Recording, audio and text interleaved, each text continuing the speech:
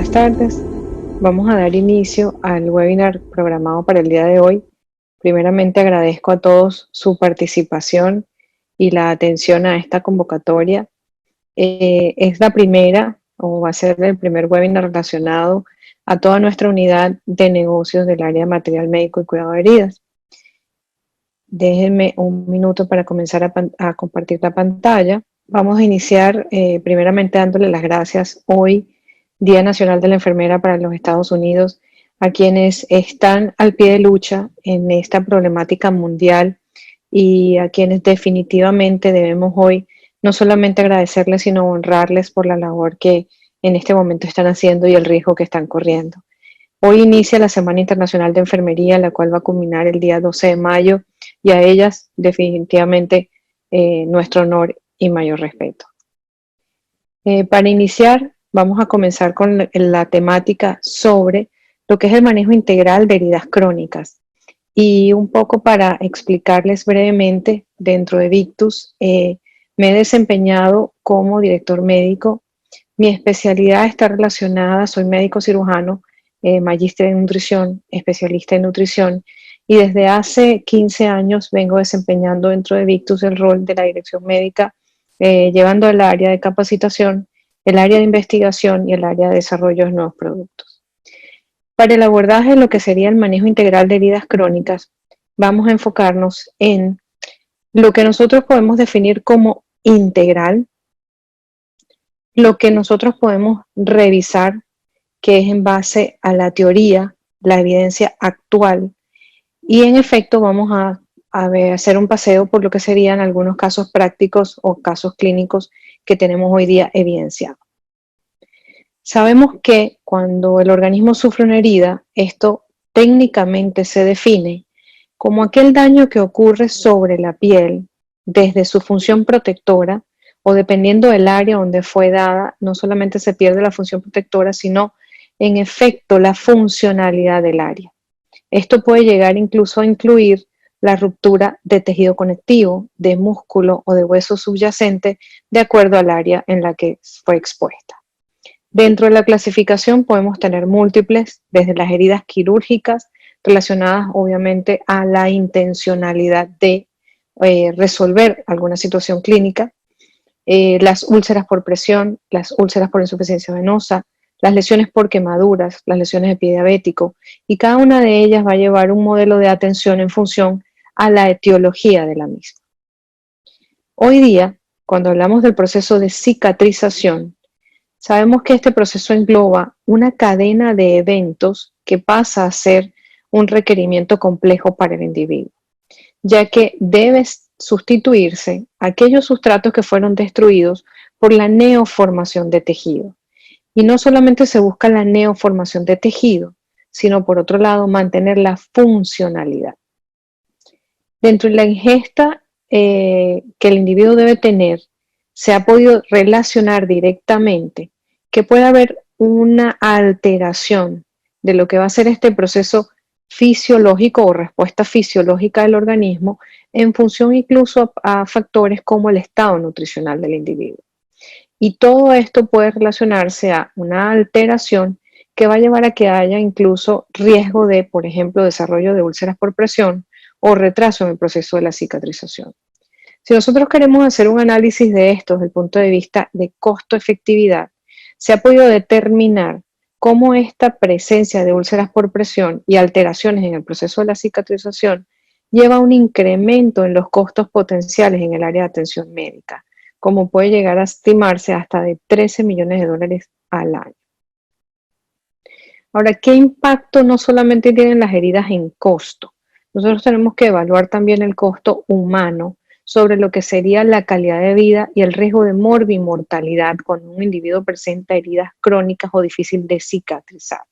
Esto obviamente va a repercutir en lo que van a ser no solamente los costos económicos para la institución, sino en la inclusión de esta persona o el regreso de esta persona a lo que sería a su vida habitual o a su rutina diaria. Entonces, si analizamos estos costos, nosotros podemos estimar, o se ha descrito que entre el 27 al 52% de las camas dentro de un hospital se encuentran ocupadas por pacientes con algún tipo de herida. Esto es equivalente a un costo de 2.2 millones por paciente año. Y de estas, aproximadamente el 40% se hacen heridas crónicas.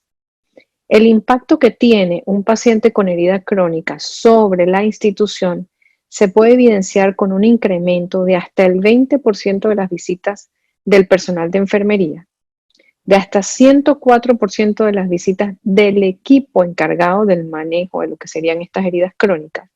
Y esto lleva a un incremento en costos que llega prácticamente a duplicarse de hasta 4.3 billones de dólares por año, que cuando lo analizamos o lo llevamos por paciente, este incremento de costo puede ir desde 943 dólares un paciente no complicado hasta 5.402 dólares por paciente que haga heridas crónicas. Ahora, ¿qué podemos nosotros definir como heridas crónicas o cuándo nosotros podemos decir que el paciente está en presencia de una herida crónica? Y decimos que aquella es la que ha demorado más de 3 meses para cicatrizar, que como venía comentando, llevan hasta un incremento de 25 billones de dólares por heridas no cicatrizadas. Y dentro de las más comunes tenemos las úlceras venosas y arteriales, las úlceras por presión y algunas heridas quirúrgicas complicadas. Ahora, ¿qué factores me afectan que esta herida se convierta en una herida crónica y que me alteren o que se hayan alterado los procesos de curación? Tenemos factores mecánicos que están relacionados incluso a otros factores químicos como el pH de la herida.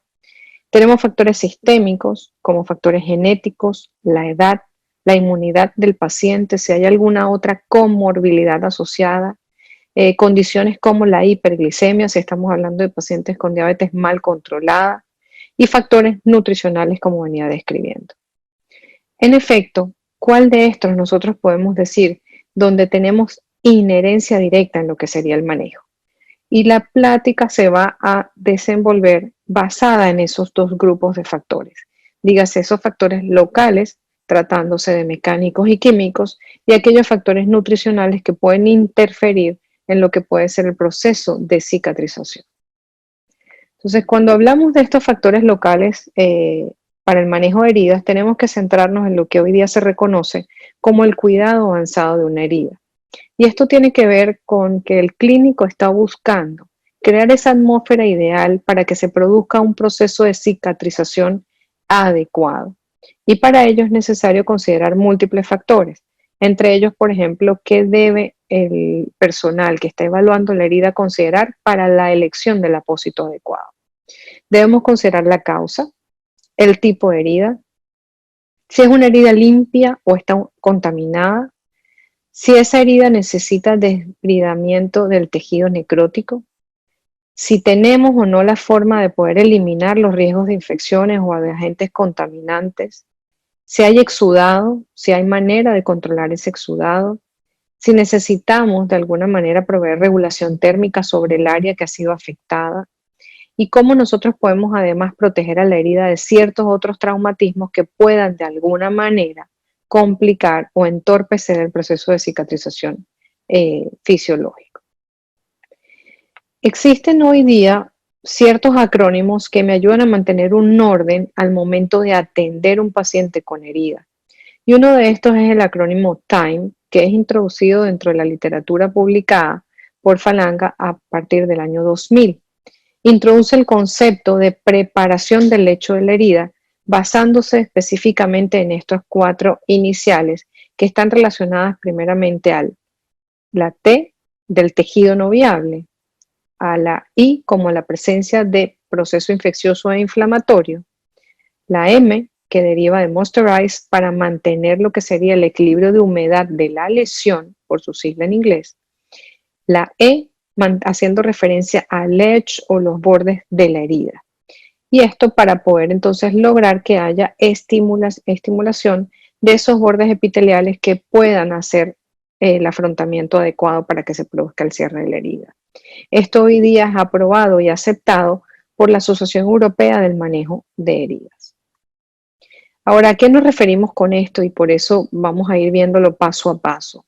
Como yo mencionaba, primeramente debo tener el control de ese tejido no viable, dígase ese tejido necrótico, si necesitamos remover ese tejido necrótico. Efectivamente, el control de la infección o la inflamación, sea con medios sistémicos y locales. El control del exudado, manteniendo ese ambiente húmedo necesario para que se produzca un proceso de cicatrización adecuado. Y la estimulación de esas células epiteliales para que pueda generarse parte de lo que va a ser la matriz de cicatrización.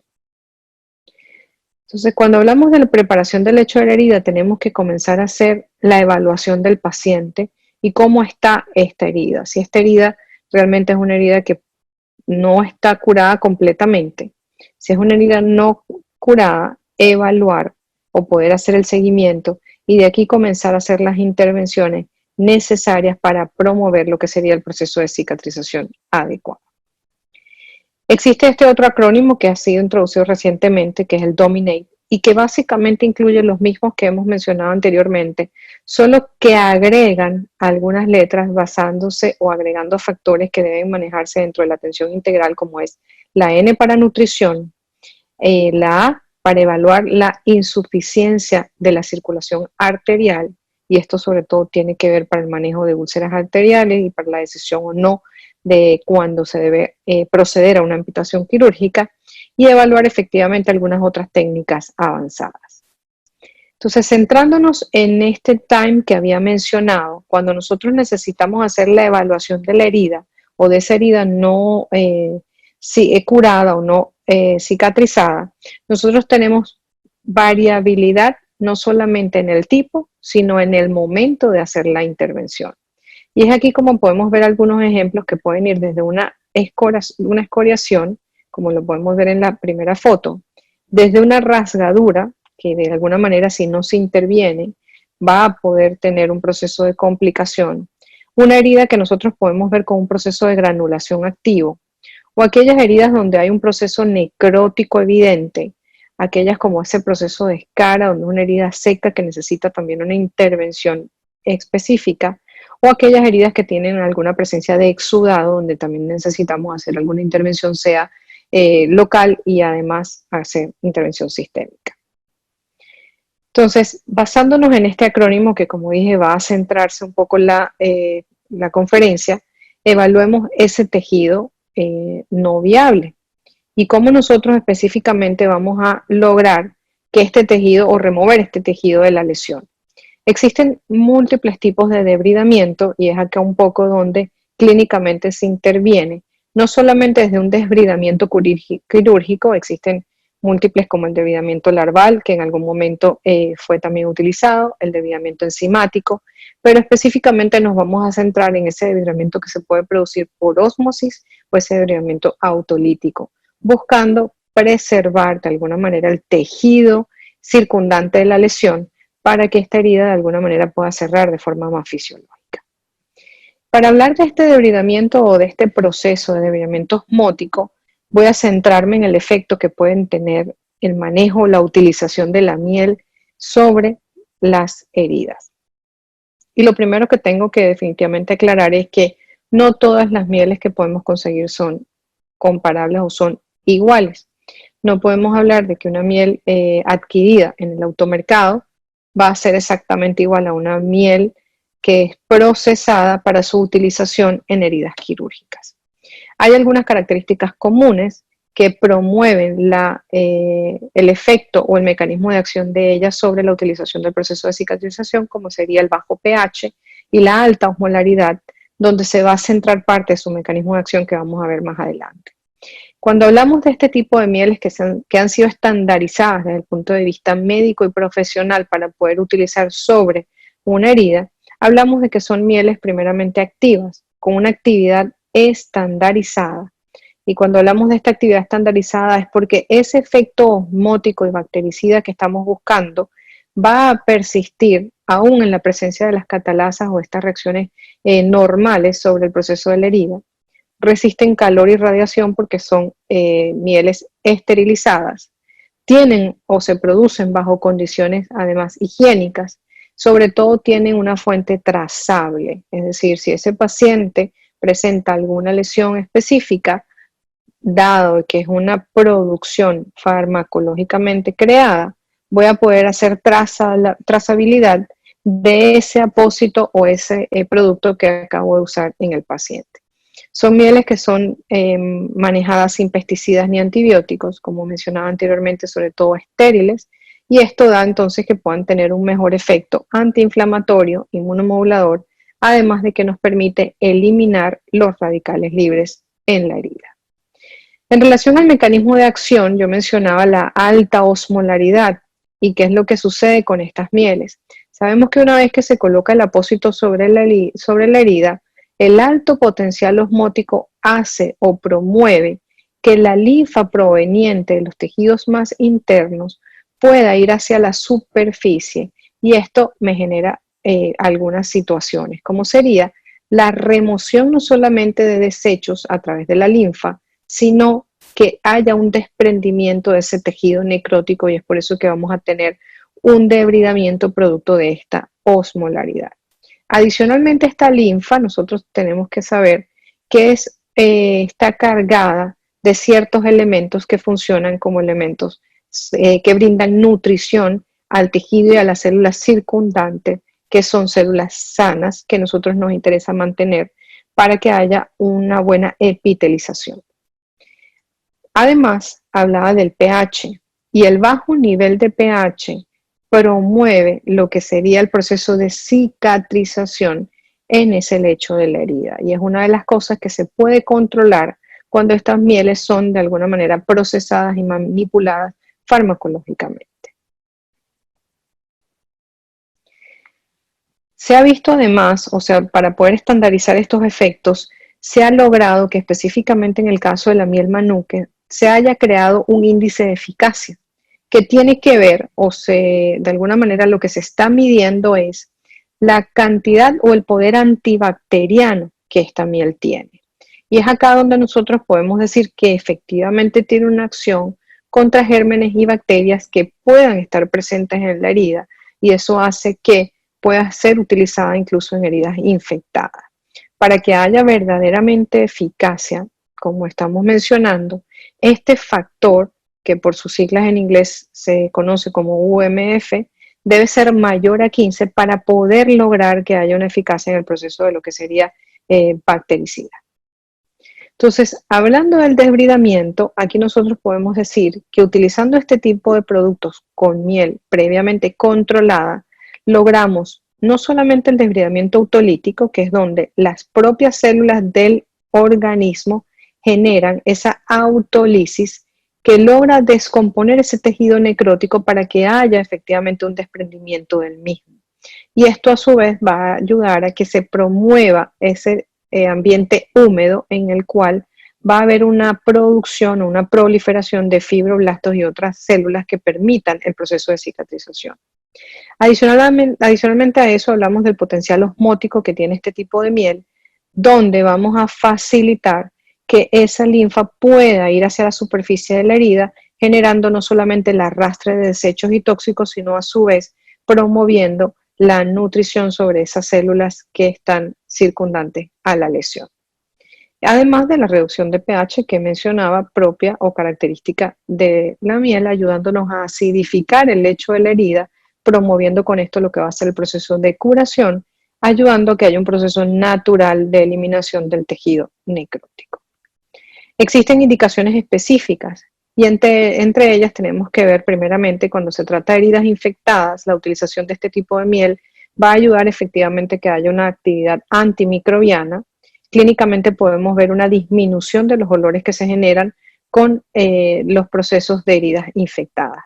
Además, se va a promover una cicatrización rápida de heridas. Va a haber una disminución de la actividad antiinflamatoria, que va a ser uno de los pasos siguientes. Va a haber una reducción del edema. Se logra mejorar lo que sería el desbridamiento, efectivamente el desbridamiento autolítico y el desbridamiento osmótico. Se va a promover lo que sería la angiogénesis, no solamente, y esta angiogénesis tiene que ver con la neoformación de tejido, y esto va a llevar a que haya un proceso de granulación y de epitelización adecuado. Entonces, un poco para que veamos las indicaciones y podamos verlo gráficamente con el tipo de herida inclusive, podemos ver cómo ante una herida donde necesitamos debridar, podemos estar utilizando en dependencia del tipo de producto que tengamos, un alginato cuando estamos hablando de que esa herida tenga exudado. Si es una herida que está seca, no deberíamos estar utilizando alginatos porque esto va a generar mayor resequedad, pero sí podemos estar usando geles o hidrocoloides. Cuando nosotros necesitamos o tenemos una herida que tiene presencia de exudado moderado abajo, pudiésemos estar utilizando algunos hidrocoloides. Lo mismo cuando estamos hablando de un exudado alto o elevado, mantener la utilización de alginato. Cuando estamos trabajando la granulación, pudiésemos estar manejándonos desde el gel hasta el alginato en dependencia de el exudado. Y como digo, estas van a ser algunas de las características que tenemos que considerar no solamente al momento de seleccionar el apósito, sino al momento que estamos evaluando la herida. Entonces, cuando hablamos del siguiente paso, que sería la evaluación de ese proceso infeccioso o el proceso inflamatorio, ¿qué tenemos que considerar dentro de ese proceso infeccioso? El biofilm. Eventualmente nosotros podemos estar viendo el biofilm de la herida y eventualmente podemos no estar viendo la presencia de bacterias activas, sino esa primera formación, donde lo que vamos a encontrar es esa adhesión de gérmenes a esa superficie, y eso lo podemos simplemente ver como una sustancia blanquecina, que en algunas ocasiones nos puede generar incluso duda de si hay o no proceso infeccioso. Sin embargo, cuando ya el biofilm está adherido, efectivamente ya estamos ante un proceso de alguna manera irreversible para la generación del proceso infeccioso. Y es donde nosotros vamos a evaluar o vamos a tener una herida con un proceso infeccioso evidente o clínicamente evidente. Entonces, cuando hablamos del proceso infeccioso, nosotros tenemos que estar conscientes que esa herida puede pasar por varios pasos. Y de alguna manera podemos estar hablando desde una lesión que simplemente está contaminada, es aquella donde hay microorganismo presente, que pudiesen ser prácticamente todas, a menos que sea una cirugía electiva, digamos, a nivel en quirófano, donde se ha pasado por todo un proceso de limpieza quirúrgica previa. Sin embargo, toda lesión está contaminada, hay microorganismos. La intención nuestra al momento de cicatrizar es que esto no se multipliquen y no generen entonces lo que sería la colonización, que efectivamente es la multiplicación de estos microorganismos, donde puede que no hayan síntomas específicos de proceso infeccioso. De allí se puede producir una colonización crítica, que es donde ya hay una carga bacteriana importante, con una multiplicación importante de microorganismos, y esto va a comenzar a interferir en lo que va a ser el proceso infeccioso. De acá vamos ya a tener propiamente lo que sería la lesión infectada, donde se habla de que hay una cantidad bacteriana o una carga bacteriana mayor a 105 unidades formadoras de colonia, y que esto puede incluso no solamente invadir tejidos circundantes, sino tejidos profundos. Y esto es lo que puede definitivamente ocasionar sintomatología como eritema, dolor, calor, incluso parte del exudado purulento y el olor característico de las lesiones o las heridas infectadas.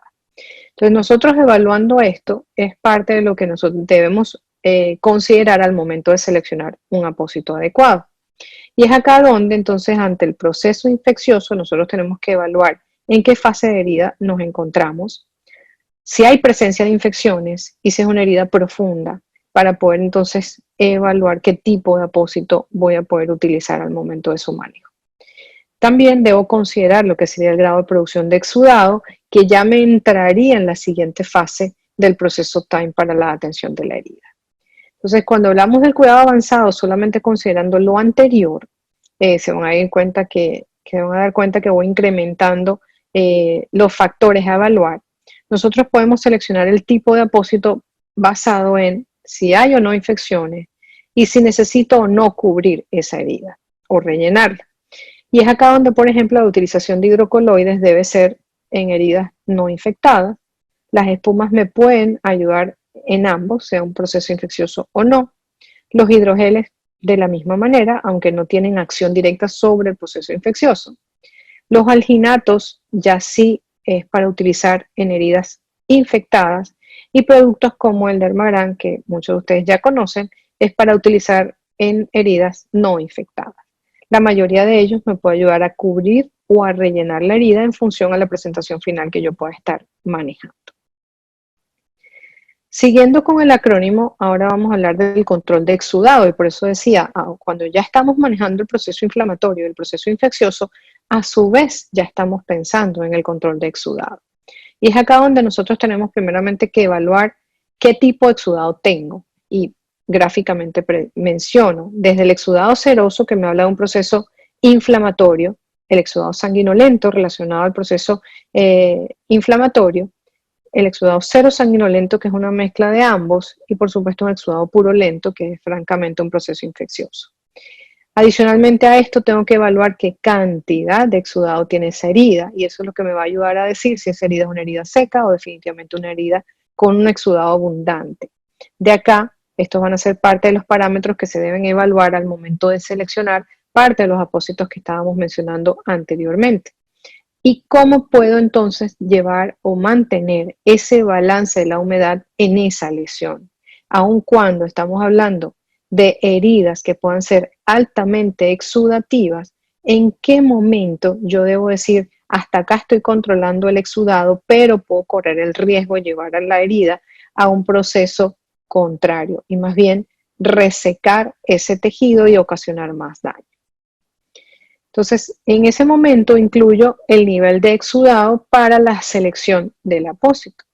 Y es acá donde entonces digo, un hidrocoloide me va a ayudar a manejar esa herida con un exudado de ligero a moderado, las espumas definitivamente para esas heridas con exudado excesivo, los hidrogeles prácticamente para ningún exudado, por el contrario, más bien me ayudan a mantener la humedad en aquellas heridas secas. El alginato me puede servir en aquellas heridas con un exudado moderado excesivo, y productos como mencionaba, como el Dermaran, van a favorecer heridas con muy poco exudado. Esto es un poco de los apósitos que nos pueden ayudar a manejar las heridas que mencionaba anteriormente, y es acá donde decimos, bueno, un hidrocoloide definitivamente me va a ayudar a manejar heridas con bajo exudado, pero me ayuda a mantener lo que sería la protección de la zona, la presión, va a depender de dónde está ubicada esa herida. En el caso de las espumas, definitivamente para el control de exudados abundantes, de la misma manera, estas pueden venir o no con bordes adhesivos en dependencia de dónde lo voy a necesitar utilizar. El alginato de calcio para que podamos simplemente verlo para el control de exudado moderado abundante, y aquellos apósitos que son polímeros superabsorbentes para lograr mantener o poder absorber aquellas heridas con muy alto exudado. Continuando con el acrónimo, digo, ahora me toca estar trabajando la estimulación de los bordes epiteliales.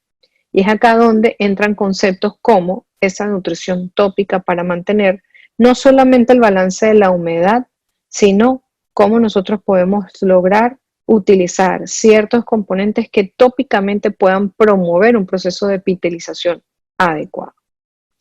Y acá voy a mencionar algunos de los elementos como el zinc, la vitamina A, la vitamina B6, que han sido utilizados no solamente por vía oral, sino por vía tópica, y es un poco lo que vamos a ir mencionando. En el caso del zinc, particularmente se ha venido utilizando históricamente el óxido de zinc. Sin embargo, nosotros vamos a hablar sobre el zinc de enlace iónico. ¿Cuál es la diferencia principal? El óxido de zinc está en una unión de base fuerte, que una vez que se aplique tópicamente, de manera muy difícil va a poder disolverse el zinc como molécula para que ésta pueda de verdad ser absorbida a través de los tejidos. Y eso lo podemos observar, por ejemplo, con las cremas que se utilizan para protección de bebés, en el caso de maceraciones por los pañales. Cuando nosotros lo aplicamos en la práctica, nos damos cuenta que esto forma como una película verdaderamente impermeable para evitar que haya maceración, pero que difícilmente hay una absorción completa de esta crema. La mayoría de ellas vienen en forma de óxido de zinc, y es un poco lo que quiero demostrarles gráficamente. Cuando hablamos del zinc de enlace iónico, este es un enlace débil que va a ayudar a que se produzca una absorción rápidamente a nivel tisular. Y este zinc se ha visto que puede incrementar la división de las células epidérmicas, Va a ayudar a estimular lo que es la reparación del endotelio vascular, generando o promoviendo lo que va a ser la angiogénesis. Y tenemos que recordar que más o menos el 20% del zinc corporal se encuentra en la piel. Dependiendo de qué tan extensa es esta lesión, se ha perdido gran parte de este 20%. Los niveles de zinc además declinan con la edad, y de acá que personas de adultos mayores tengan mayores complicaciones con el proceso de cicatrización. Se ha visto entonces que esto puede ayudar a favorecer la síntesis de colágeno, estimulando lo que serían las metaloproteinasas, ya que el zinc es un cofactor de las metaloproteinasas.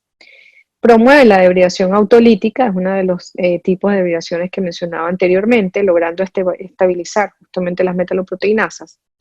Va a mejorar el crecimiento epitelial y la cicatrización de heridas. Posee además una actividad reconocida antioxidante. Existen otros componentes como la vitamina A y la vitamina B6, que se ha demostrado que ayudan a reducir el estrés oxidativo. Son reconocidas como vitaminas antioxidantes, lo que va a permitir que ciertos sistemas fisiológicos puedan mantener su proceso habitual enzimático y de esta manera trabajar más eficientemente, como ocurriría ante la presencia de una herida donde hay radicales libres propios de la lesión. En el caso de la vitamina B6, también se ha visto que ayuda a hacer el medio un poco más ácido, es decir, contribuye a mantener ese pH ácido necesario para promover el proceso de cicatrización. Se ha visto que la vitamina A puede absorberse tanto desde el punto de vista tópica como oral, y que cuando es utilizada vía tópica va a ayudar a esa migración de las células epidérmicas. Favorece la curación de estas úlceras, ayudando a regenerar lo que va a ser la mucosa, y ayuda a la reproducción normal de las células en este proceso de lo que sería diferenciación celular, para que pueda efectivamente esa neocélula parecerse al tejido que está reparando. Cuando hablamos de nutrición tópica, también tenemos que hablar de la modificación que podemos hacer sobre el pH de la lesión, ya que esta modificación del pH, tratando de mantener ese pH ácido habitual o fisiológico sobre la piel, va a ayudar a inhibir el crecimiento bacteriano. Esto ayuda a cerrar esas heridas de un grosor parcial, y esto está directamente asociado con la restauración de úlceras por presión o aquellas úlceras de origen circulatorio. Se ha visto además cómo esto puede llegar a ser un protector de la piel, logrando balancear ese pH. Viendo, como ya mencionaba, la utilización de ese zinc de enlace iónico, vitamina A, alguna vitamina B6, y que todo esto va a ayudar antes de la aplicación de cualquier apósito para proteger ese tejido circundante a la lesión. Sobre todo bajo el concepto de lograr mantener un ambiente húmedo y ligeramente ácido para que se restaure ese manto ácido protector propio de la piel.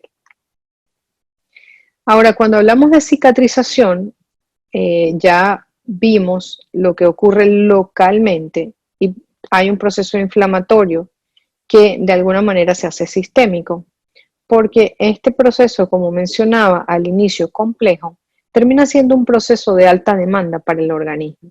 Y entre esas altas demandas ocurre la demanda de ciertos nutrientes necesarios para la reparación tisular. De allí que se haya considerado hoy día, incluso dentro del manejo integral de heridas, que un estado de malnutrición calórico-proteico va a empeorar lo que sería el proceso fisiológico natural. Y esto conlleva a que haya mayor problemática en lo que va a ser la cicatrización o el proceso de cicatrización. Para ello se han ido estandarizando ciertas herramientas para evaluar el riesgo desde el punto de vista nutricional. Y estas son encuestas muy sencillas que hablan específicamente de cómo está el apetito del individuo, cuántas veces come o cuándo come, cómo se siente, cómo está su sabor o su apetencia por la comida y normalmente cuántas comidas hace. Esto refleja o hace que tenga una puntuación final que lo que me refleja si hay o no una pérdida significativa de peso para yo poder establecer que haya un riesgo desde el punto de vista nutricional. Adicional a esto, hay algunas otras herramientas que me hablan específicamente de qué tan enfermo está el paciente, cuántas comidas ha dejado de ingerir, efectivamente qué tipo de alimentos come para poder de alguna manera percibir si está consumiendo aquellos alimentos que dan los nutrientes esenciales para el proceso de cicatrización, y de esta manera se lleva igual un puntaje final que me puede estandarizar este riesgo a si ese paciente es un paciente de riesgo moderado o de riesgo alto o de mínimo riesgo desde el punto de vista nutricional. De allí que se habla de ciertos nutrientes que tienen alto impacto sobre el estado nutricional y el proceso de cicatrización. ¿Cómo serían las proteínas? La vitamina A, que ya mencioné su utilización por vía tópica, la vitamina C, el zinc, que también fue manejado por vía tópica, y las vitaminas del complejo B, que también fueron mencionadas por vía tópica. La intención de esto es promover la síntesis y la reparación de tejido, mejorar la respuesta inmune del paciente, actuar como antioxidantes, que de alguna manera podemos estar hablando de esa acción de antioxidantes local y esa acción sistémica, para lograr entonces que haya una correlación o una sinergia entre lo que vamos a estar usando por vía sistémica y por vía tópica. Entonces, como vemos, estamos tratando de lograr un efecto de antioxidación, acidificación del medio, mejorar la utilización de ese zinc, no solamente el que se utilice por vía oral, sino ese zinc de enlace iónico, manejar lo que es el proceso de derivación autolítica, promover la síntesis de colágeno, y todo esto a su vez ayudado por el mantenimiento de ese pH ácido sobre la lesión. Cuando hablamos de las proteínas, la depleción proteica está directamente relacionada además con la prolongación de la fase inflamatoria. Y si recuerdan, mencionamos que la segunda fase de atención dentro del manejo integral es el control de la infección y la inflamación.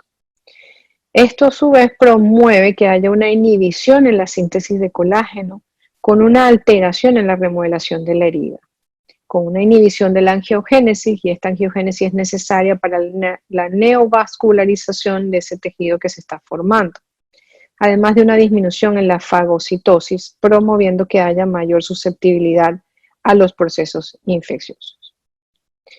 Las proteínas son responsables de esa multiplicación celular, es decir, son necesarias para que haya esa replicación dentro de lo que sería el tejido que se está formando, para la síntesis de colágeno y el tejido conectivo, y por eso se debe garantizar un adecuado aporte proteico durante toda la fase de cicatrización. Se ha relacionado cuando se incrementa este aporte proteico con una mejoría en lo que es el proceso de cicatrización. Esto es alguno de los parámetros donde se menciona y donde se puede evidenciar cómo cuando hay una pérdida de masa total, o en este caso de masa muscular total, se puede observar cómo hay una alteración en el proceso de cicatrización de hasta un 50% de cuando se ha perdido cerca del 30% de la masa muscular total. Entonces, para las recomendaciones internacionales o la Asociación de Manejo de Úlceras por Presión, recomiendo un aporte elevado de proteína que puede ir de 1,25 a unos 5 gramos por kilo por día.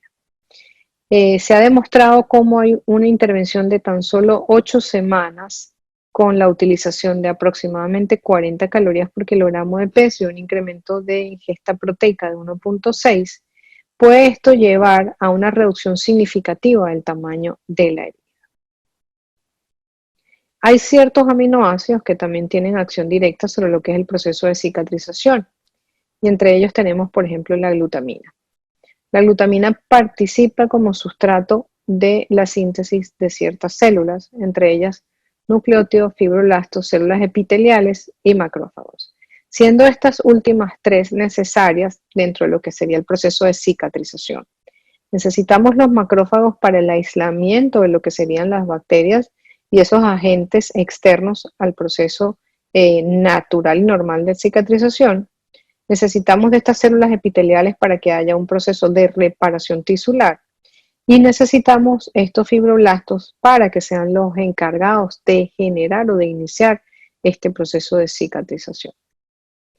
Ella aporta además energía, y sabemos que este es un proceso de desgaste que genera mayor requerimiento energético, y participa directamente sobre lo que va a ser la respuesta inmune del paciente, promoviendo la proliferación de linfocitos, estimulando la respuesta inflamatoria o mejorando la respuesta inmune ante el proceso inflamatorio.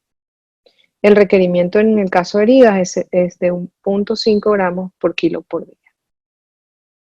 La arginina es otro de los sustratos que se utiliza dentro de lo que es el proceso de cicatrización y ella es sustrato para la síntesis proteica.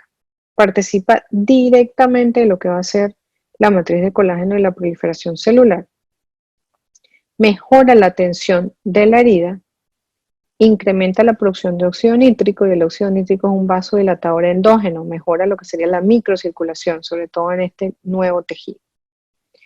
La dosis en heridas es de 7 gramos al día para lograr una efectividad.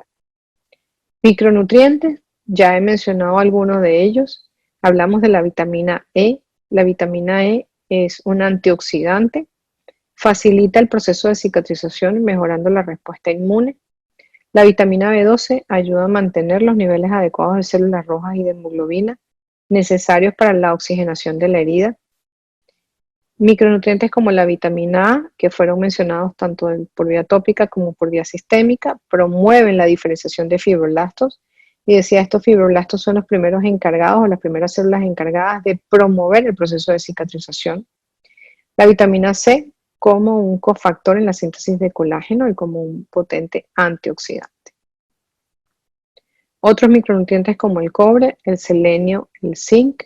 Mencionaba que el zinc ya plenamente está demostrado su efecto sobre la respuesta inmunológica y sobre el proceso de cicatrización. De esta manera promueve lo que va a ser la reparación tisular, tanto por vía tópica como por vía oral. Ahora, ¿qué nos dice la evidencia de lo que hemos mencionado hasta la fecha? Hablamos de las guías de manejo de úlceras por presión y estas de alguna manera refuerzan los requerimientos que hemos mencionado, los aminoácidos de los que hemos hablado, tanto la arginina como la glutamina. Se ha mencionado la utilización de alto requerimiento proteico, la combinación de la utilización de estas vitaminas ya mencionadas en la última actualización para el 2015, la vitamina A, la vitamina C, la vitamina E y el zinc. Se ha visto cómo en pacientes donde se utilizan esos 7 gramos de glutamina y 7 gramos de arginina, se mejora la concentración de hidroxiprolina. Y acá vamos a cerrar con algunos casos clínicos en donde hemos hecho esa evaluación y ese manejo integral, no solamente tópico, sino considerando el aporte nutricional. Estos son casos clínicos por países y pueden ver alguno de ellos. Este es un paciente con un diagnóstico de pie diabético Warner 3, diabetes mellitus tipo 2 en hemodiálisis, con hipertensión arterial, con osteoporosis como diagnóstico, manejado con tratamiento médico, y el tratamiento para el manejo de heridas fue la terapia dual, tanto tópico como nutricional. Se le dio un sobre diario de suplemento nutricional y dentro de los apósitos se utilizaron tanto el Dermagram B como el Medihoney alginato. Acá podemos ver la lesión al momento que el paciente fue evaluado, incluso con sus medidas. Podemos ver que es una lesión verdaderamente comprometida. Vemos cómo hay tejido necrótico, cómo hay esfacelo, cómo están los bordes definitivamente de esta herida, cómo tenemos un proceso edematoso alrededor de la misma. Cuando evaluamos al paciente a la semana, podemos darnos cuenta que comienza a haber un proceso de granulación, como ya no hay tejido necrótico, como hay una disminución de lo que sería el proceso evidentemente inflamatorio, como los bordes de la herida son totalmente diferentes, como hay disminución de lo que sería el proceso eritematoso. Podemos ver a las 2 semanas de evaluación del paciente cómo efectivamente tenemos un tejido vivo, viable, cómo los bordes de la herida han venido cambiando en configuración, cómo hay evidentemente fase de epitelización, cómo a la 3ª semana hay menos profundidad de la herida, cómo incluso hay menos tamaño, Vemos cómo hay bordes que se han venido afrontando y rellenando. Evidentemente acá podemos ver cómo hay un proceso de epitelización franco. Si se fijan, a la cuarta semana, tejido plenamente vivo, que nos habla de que la herida viene con la evolución adecuada.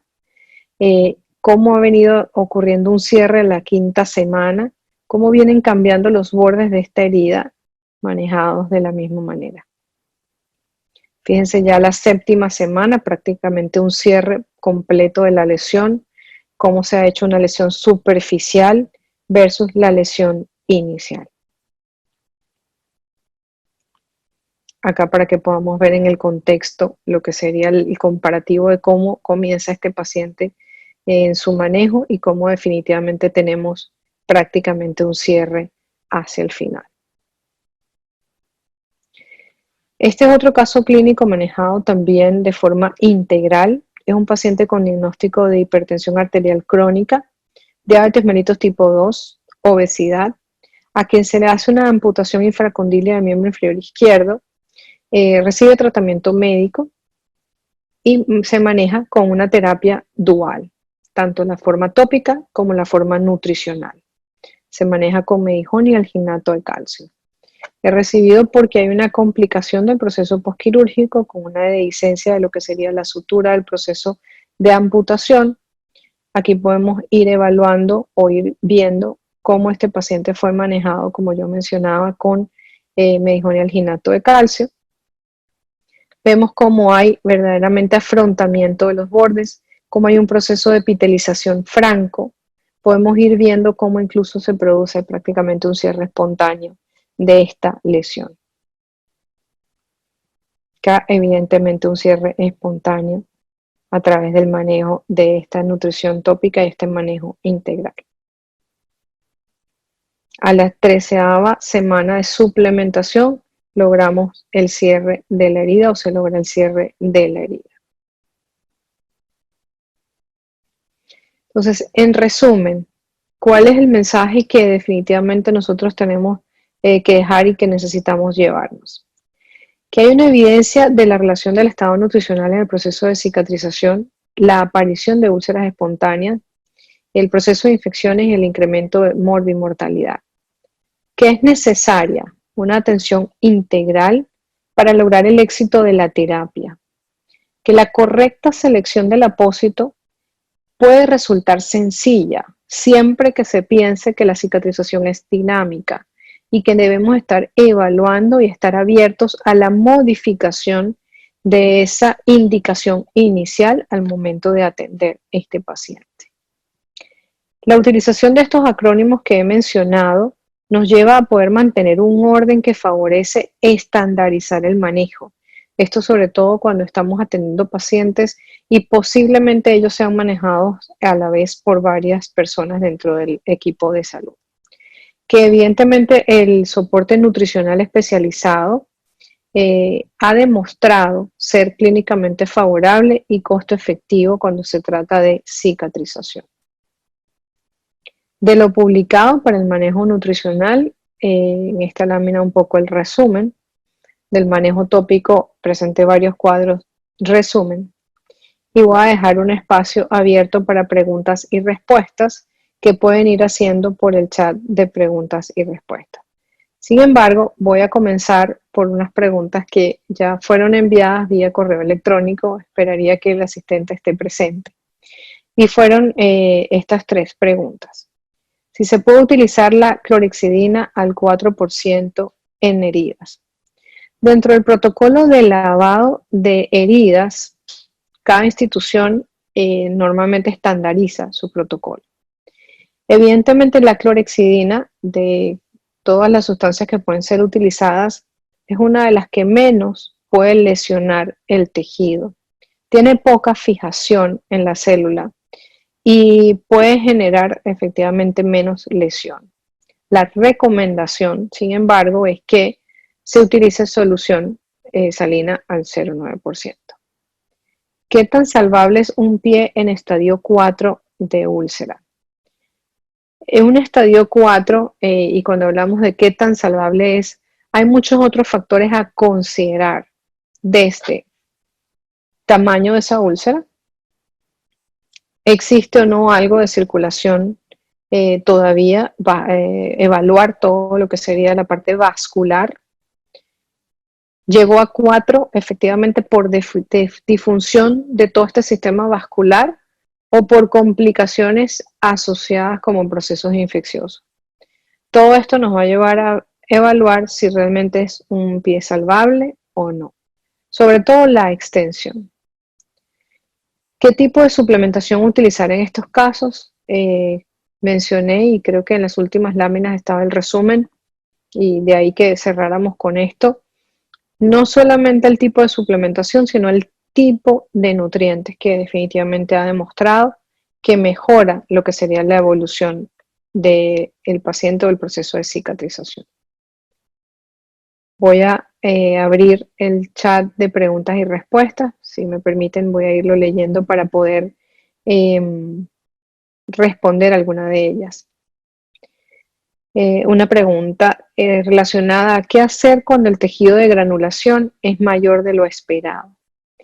Y acá evidentemente tenemos que evaluar, primeramente, si es mayor de lo esperado, y segundo, si está ocupando más espacio del que debe, porque esto nos pudiese estar llevando o nos pudiese alertar de que haya entonces un proceso patológico de alteración en la cicatrización, como un proceso, o que esta paciente o este paciente pueda tender a hacer cicatrices, por ejemplo, queloides. Cualquiera de las fases que se altere del proceso de cicatrización puede llevarnos a tener ese resultado. Posiblemente yo pueda decir, bueno, déjame debridar y evaluar la respuesta.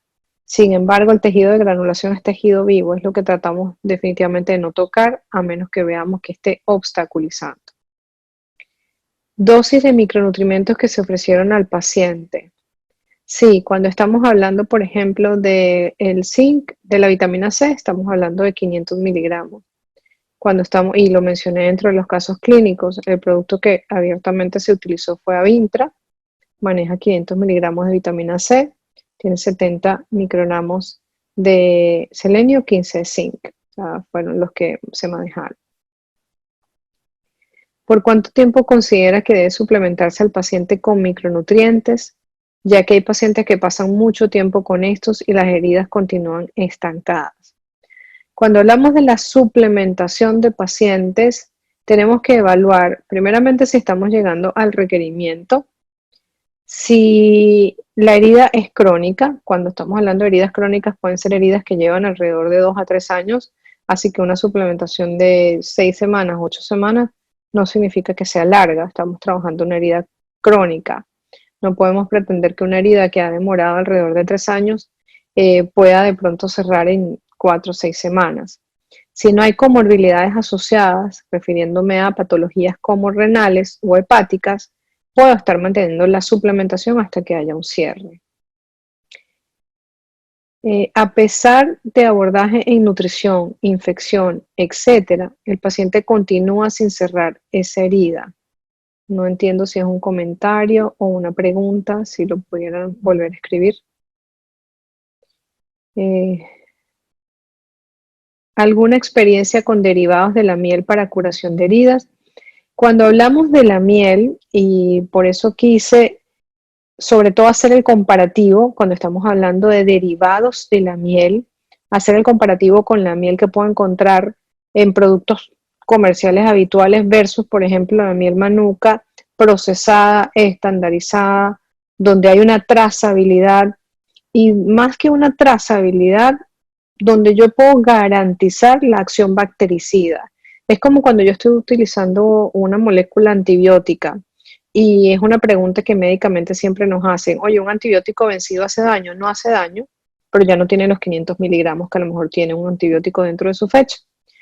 Pasa algo similar cuando yo estoy comparando una miel estandarizada como la miel manuka de Medihoney versus una miel comercial. ¿Tiene acción bactericida? Sí, posiblemente. Pero si es una miel comercial que fue diluida, que fue procesada con otro tipo de carbohidratos para rendirla, o donde no puedo ni siquiera estandarizar el polen que se utilizó, que la abeja utilizó para poder procesarla, yo no puedo garantizar de cuánta actividad bactericida estamos hablando. En un paciente con úlcera por presión, ¿cada cuánto se recomienda el control por nutrición? En relación al control por nutrición, nosotros debemos estar evaluando este control probablemente una vez a la semana.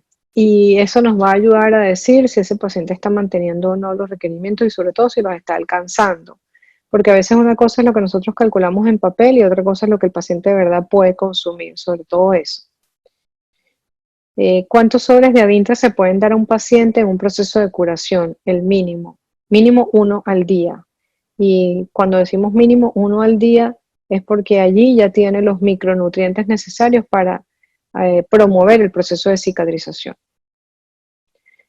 ¿Cómo debo manejar un paciente diabético con amputación de artrejo en manejo con tecnología? Sin mejoría a la fecha con curaciones diarias, pero presenta tejido hiperqueratoso alrededor de la herida. Tiene hipergranulación que forma como un muñón. Efectivamente, cuando esto ocurre y puede tener un poco que ver o relacionado a la pregunta que me habían hecho anteriormente cuando están hablando de exceso de tejido de granulación, esto tenemos que controlarlo, tenemos que ver qué apósito quizás estamos utilizando que pueda estar sobreestimulando el tejido de granulación. Y por eso decía, lo primero es entender que la cicatrización es un proceso dinámico. Posiblemente yo necesito en un momento determinado estimular la granulación, pero en otro dejar que el paciente siga evolucionando porque ya de alguna manera, como decimos, arrancó. ¿En cuántos días se debe considerar el cambio de parche de Medihoney? Va a ir en dependencia de cuál utilicé y el estatus de la herida. Si es una herida exudativa, esto puede estarse cambiando cada 24 horas. Si el exudado ha disminuido y ya no hay un proceso infeccioso activo, lo podemos incluso estar cambiando alrededor de por lo menos cada 3 días. ¿Qué debridamiento es más efectivo y más rápido para el manejo de las heridas? Volvemos, va en dependencia del tipo de herida. Hay heridas que definitivamente requieren un debridamiento quirúrgico. No, digamos, yo no quiero que esto se vea como una verdad absoluta, va a depender de la etiología de la herida y el momento en el que lo estamos evaluando. Sin embargo, si tengo que comparar un debridamiento mecánico versus un debridamiento osmótico y autolítico, prefiero el osmótico autolítico versus el mecánico. El mecánico no tengo control de lo que me estoy llevando. Cuando estoy haciendo un debridamiento quirúrgico es porque definitivamente la herida así lo amerita, corriendo el riesgo de que en el mismo debridamiento quirúrgico me va a llevar tejido posiblemente adicional, solo que de una manera menos, digamos, severa o por lo menos más controlada que con un debridamiento mecánico. ¿Qué opinión tiene sobre las curas cerradas?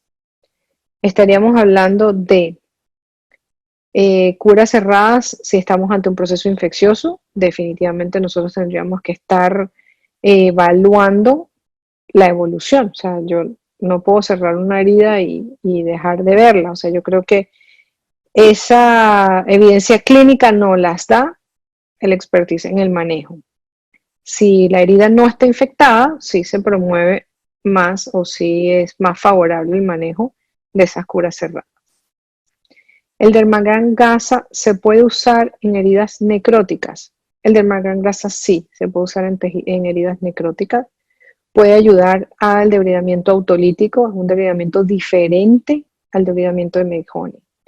Pero insisto, va a depender del tamaño de la lesión y del tiempo que lleve la lesión para yo poder decir ese debridamiento autolítico es suficiente o posiblemente voy a tener que usar uno mayor o con mayor efectividad como sería en este caso el osmótico. El tejido de granulación al usar biofilm podría tornarse en células cancerígenas.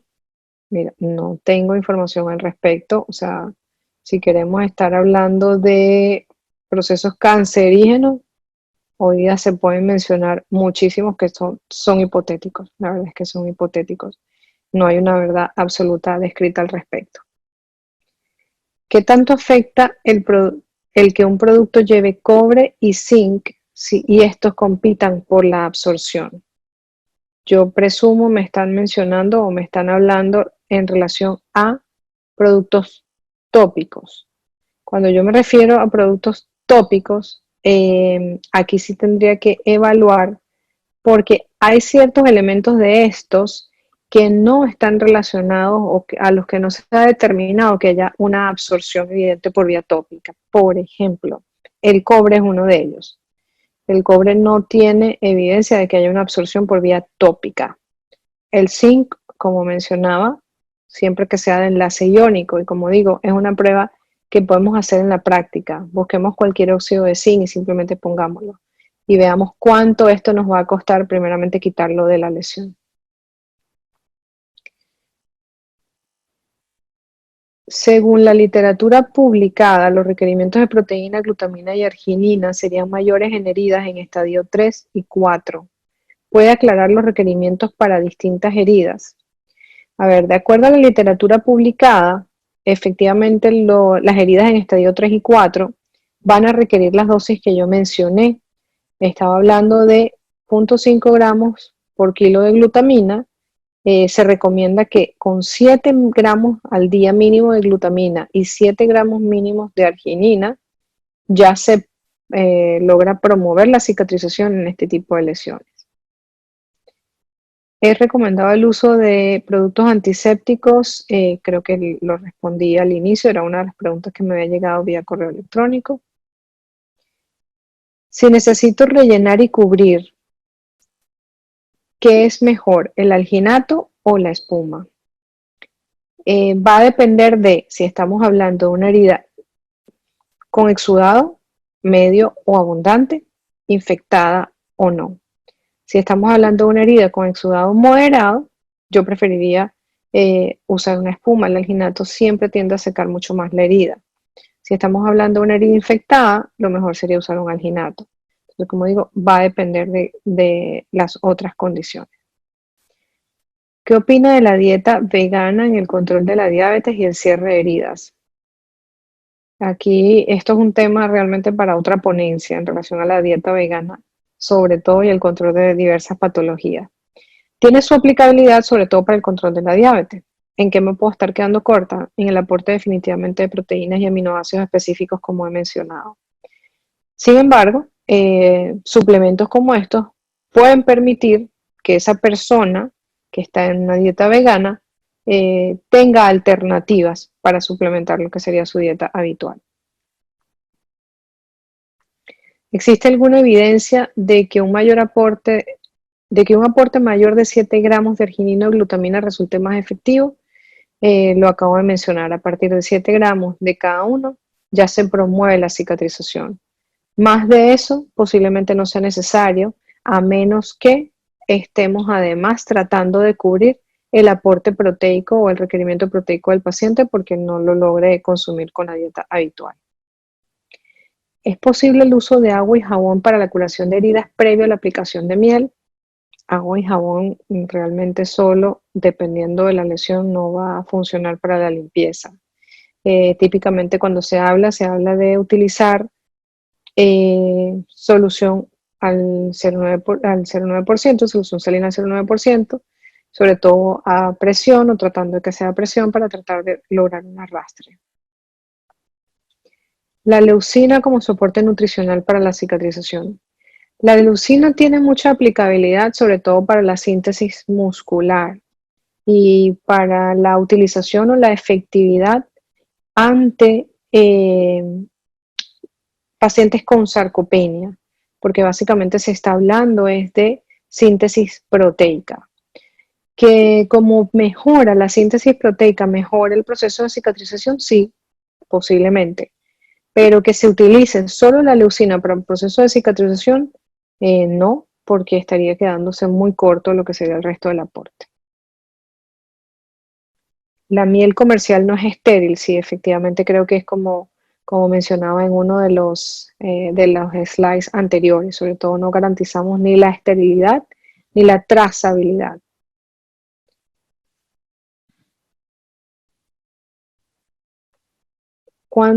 ¿Cada cuánto se debe cambiar el apósito? Como digo, esto va en dependencia de el tipo de herida, el tipo de apósito. Debería un apósito cambiarse por lo menos cada 24 horas. considerando, como digo, todos los otros factores.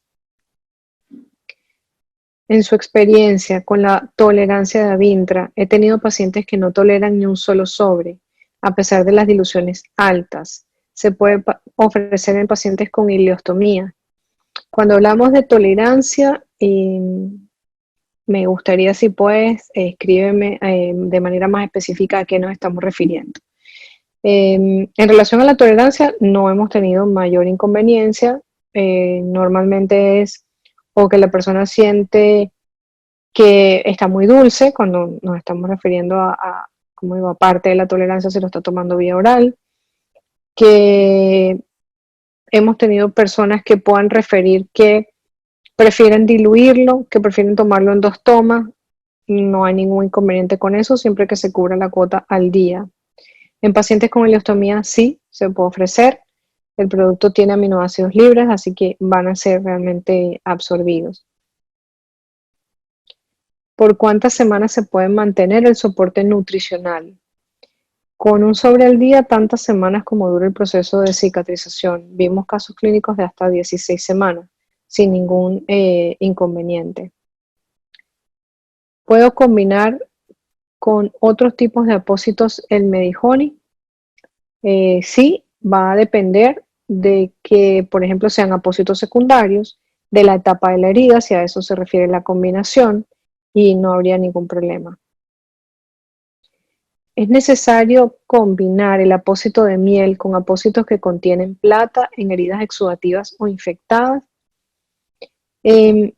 No se necesitaría combinar. Realmente, si estamos hablando de heridas infectadas, yo pudiese estar utilizando ya de una vez apósitos con miel. Dependiendo de la cantidad de exudado, pues hay una variabilidad también dentro de lo que serían los apósitos con miel que me pueden funcionar para el proceso infeccioso y para el proceso absortivo. La verdad es que no es necesaria la combinación, puede usarse uno u otro.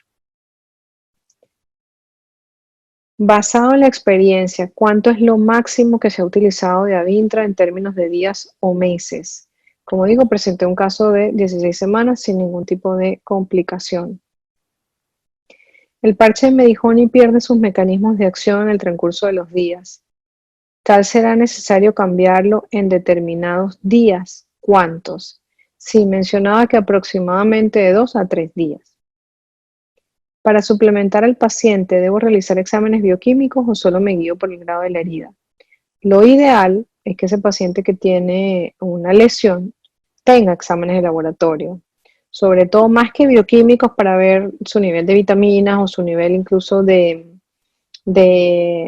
otros parámetros que queramos ir hablando de ferritina y todo esto, ¿no? O sea, exámenes simples como prueba de funcionalismo hepático, prueba de funcionalismo renal, proteínas totales y proteínas fraccionadas me van a dar una idea de si puedo utilizar la suplementación y que obviamente un paciente que tiene una herida crónica seguramente tiene alterado lo que va a ser su perfil, en este caso de proteína. ¿Qué experiencia tienes sobre el uso de maltodextrina como un super cicatrizante? Este es un producto de aparición, digamos, reciente en relación a la utilización de maltodextrina. Básicamente o su mecanismo o eh, lo que promueven es que interviene sobre todo en el proceso absortivo. Que sea más o menos eficaz, mira, todavía no hay estudios que comparen este producto versus la miel, y creo que en este caso la miel manuka tiene estudios clínicos que reportan su eficacia en diferentes tipos de pacientes, incluso neonatos que tienen lesiones ulcerosas por procesos de flebitis. Así que creo que nos habla de que es un producto primeramente seguro, estéril y efectivo. ¿Qué opina de los dispositivos mecánicos para el debridamiento y el retiro del biofilm? Efectivamente, cuando estamos hablando del biofilm, el biofilm debería retirarse cuando nosotros podemos prever que hay una presencia de un proceso infeccioso o que me está obstaculizando el proceso de cicatrización. Que sea mecánico, bueno, creo que a ver, ya mencioné o respondí al respecto. Plata, alginato y maltodextrina, creo que un poco lo que mencionaba anteriormente. ¿Qué cantidad de arginina y glutamina trae Avintra? Por sobre o por ración trae 7 gramos de glutamina y 7 de arginina. Está contraindicado el uso de este tipo de apósitos en heridas que han sido tratadas previamente con amonios cuaternarios o soluciones de yodo. No sé qué tipo de apósito porque creo que hemos mencionado varios. Tolerancias, creo que me están aclarando en la relacionado a la pregunta de tolerancia a Vintra. Tolerancia como evacuaciones diarreicas. No, no hemos tenido reportes de evacuaciones diarreicas relacionadas con el producto. Por el contrario, la utilización de glutamina promueve lo que sería la absorción a nivel de mucosa intestinal, así que de alguna manera es un factor, digamos, preventivo para lo que pudiera ser un proceso diarreico. Sin embargo, aquí hay que considerar otras cosas. Hay que ver qué otros medicamentos está tomando el paciente, si está utilizando antibióticos que puedan generar de alguna manera esa interacción. ¿Son mejores los hidrocoloides o los apósitos de miel para manejar una herida? Depende del tipo de herida. Yo creo que ha quedado muy claro que todo va en dependencia del estadio, el momento que la estamos evaluando, si está infectada o no está infectada. ¿Cuándo está contraindicado el uso de Avintra? Avintra es un suplemento con una alta carga proteica y con estos dos aminoácidos que he mencionado, la contraindicación sería cuando hay una falla renal que no está en hemodiálisis. Permítanme, me voy a ir por acá. Creo que ya salimos del chat de preguntas y respuestas. Déjenme ver si hay algo adicional por el chat directamente. Relacionadas a la videoconferencia, si se facilitan las diapositivas. Sí, esta videoconferencia está siendo grabada. A las personas que se registraron se les va a hacer llegar la información relacionada para que puedan acceder a la misma. ¿Cuál es el mejor tratamiento para las heridas por presión? En el caso de las heridas por presión, primeramente hay que tratar de eliminar el factor que por supuesto la ha generado y de ahí que se deba hablar de una descarga de presión. ¿Cómo está la lesión? Puede usarse desde el dermagrán que mencionaron en gasa, si no hay infecciones, el mismo dermagrán hidrofílico, no necesariamente en gasa, sino el mismo componente pedrerofílico. Puede usarse Medihoney en dependencia de cómo esté la lesión, si hay infección o no asociada.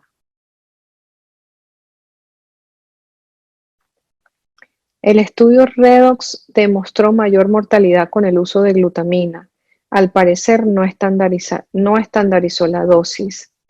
El estudio Redox es un estudio, digamos, muy interesante al momento que salió. Es un estudio que salió cerca del 2012. Lo publicó Darren Hayland, fue el autor principal, él y su equipo de investigación.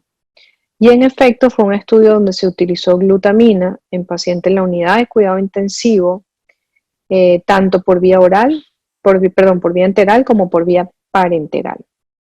La dosis que se usó por vía enteral fueron 30 gramos de glutamina por paciente, por vía parenteral se usó 0.5 gramos por kilogramo por día.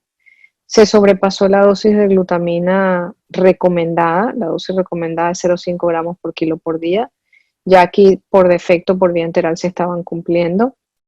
Y adicionalmente a esto, evidenció efectivamente alta mortalidad, pero sobre todo en los pacientes que tenían 2 o más fallas de órganos.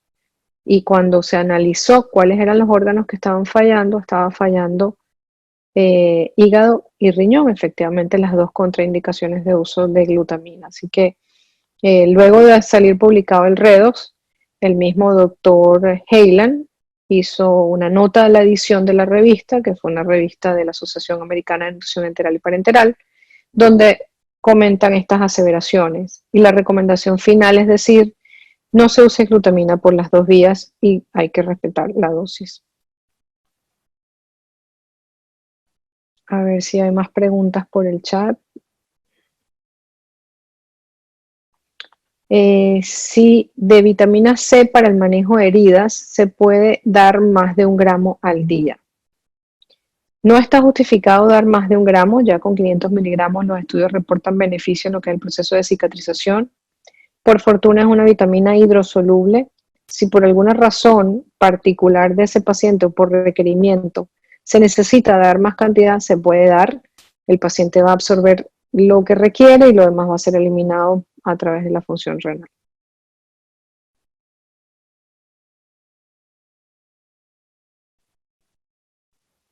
En el caso clínico de la amputación, ¿se usó Medihoney en todo el proceso? Sí, se usó Medihoney durante todo el proceso una vez que el paciente fue recibido con la complicación postquirúrgica.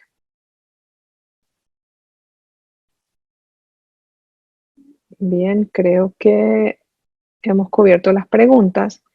Sin embargo, no puedo dejar de invitarlos a este próximo evento que tiene que ver con el primer Congreso de Heridas y Manejo de Regeneración Tisular completamente virtual, creo que ajustados a la realidad que estamos viviendo todos. Adicionalmente, decirles que si quedan preguntas adicionales a través del correo electrónico que recibieron, pueden hacerlas, las mismas serán resueltas. La semana que viene va a haber otro webinar educativo. Van a recibir la información por la misma vía que han recibido la invitación para el día de hoy. Y sobre todo agradecerles el tiempo, el esfuerzo. Sé que los que están conectados, la mayoría son profesionales de la salud que, como bien decía al inicio, están dando el todo por el todo y no nos queda más que rendirles respeto y honor por la labor que realizan. De verdad que muchísimas gracias a todos, que tengan un feliz día.